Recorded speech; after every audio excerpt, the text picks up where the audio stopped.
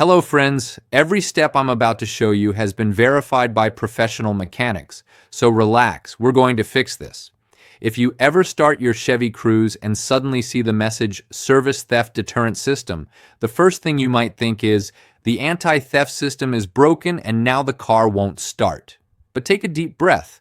In most cases, it's not as serious as it sounds, and often there are solutions that won't cost you a fortune.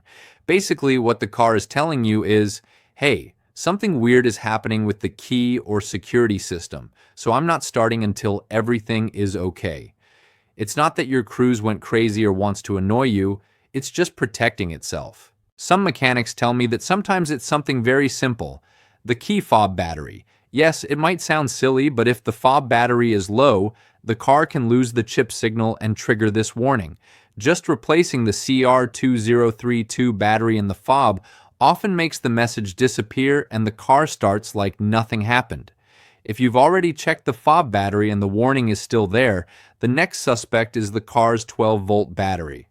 When this battery is weak or old, the security system can lose communication with the main module and decide something is wrong. Simply replacing it solves the issue in many cases. But watch out, because there's another detail many people overlook: the negative battery cable.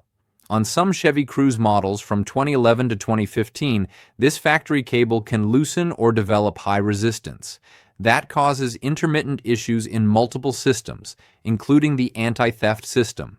Checking it and replacing it if necessary has solved the problem for many users without touching expensive modules. Now, if both the fob battery and the car battery are fine and all wiring looks good, the issue could be in communication between electronic modules.